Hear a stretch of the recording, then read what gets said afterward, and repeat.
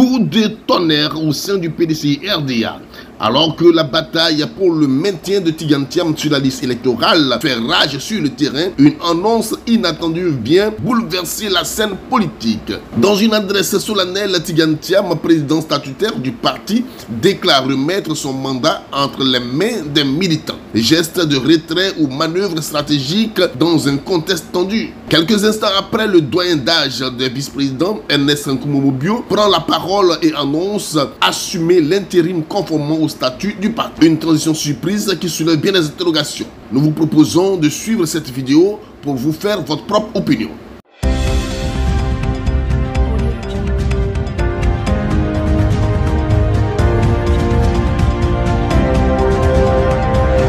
Chers militantes, chers militants, mes chers compatriotes, chers amis de la Côte d'Ivoire, depuis que j'ai eu l'honneur d'être élu à la présidence du PDCI RDA le 23 décembre 2023 à Yamoussoukro par nos militants, j'ai pu, grâce à leur soutien, procéder à une modernisation et une redynamisation de notre parti. L'équipe que j'ai mise en place et moi-même avons souligné, identifié sans concession les difficultés auxquelles font face chaque jour les Ivoiriens et nous avons proposé aux Ivoiriens une autre manière de faire de la politique et de diriger notre pays. Je remercie ici tous nos militants qui ont travaillé sans relâche partout dans notre pays ces derniers mois pour être à l'écoute des Ivoiriens, pour mieux comprendre et mieux traduire leurs préoccupations, que ce soit le chômage des jeunes ou la cherté de la vie, deux de leurs plus importantes préoccupations. Donc merci donc à tous nos vaillants militantes et militants pour leur travail. Grâce à ce travail, nous avons suscité chez nos compatriotes un engouement réel pour notre parti. Ainsi, le nombre de nos adhérents a doublé au cours des 12 derniers mois. Malheureusement, ces avancées annonciatrices de notre prochain retour au pouvoir d'État ont déclenché des attaques répétées et injustifiées, avec la justice pour principal instrument. En effet, depuis plusieurs mois, le PDCI RDA et moi-même sommes l'objet d'un harcèlement judiciaire inique et insidieux, orchestré dans l'ombre, mais porté à visage découvert par des personnes manipulées, avec pour seul objectif de nous écarter de la vie publique et politique, de nous priver de nos droits fondamentaux de citoyens et de porter atteinte à ma dignité, allant jusqu'à me contester ce qui est le socle de toute existence humaine, ma nationalité. Toute ma vie a été pétrie aux valeurs ancestrales de ce pays où je suis né et où j'ai grandi.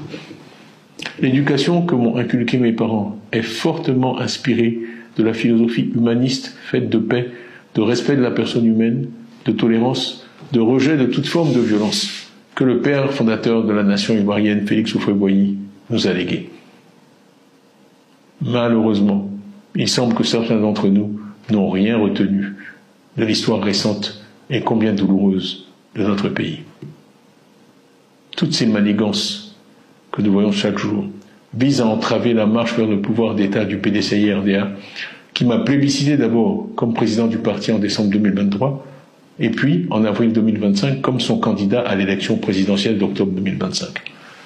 On veut m'écarter du débat démocratique, parce que je suis porteur de l'espoir qu'une autre Côte d'Ivoire est possible.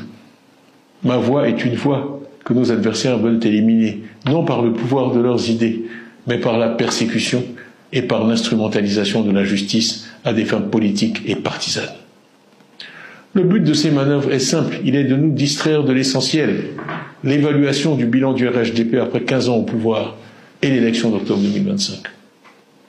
Alors que l'on était en droit d'espérer des élections inclusives, transparentes et apaisées, force est de constater que la radiation injustifiée du candidat du PDCI RDA vient s'inscrire dans la logique de l'élimination des leaders des principaux partis politiques de l'opposition pour se garantir des élections sur mesure et une victoire certaine. Je ne peux que ressentir de la déception face à un tel déni de démocratie en Côte d'Ivoire. Ainsi, on m'a refusé en avril 2025 un certificat de nationalité, au mépris de l'histoire, des textes et des traditions de notre pays.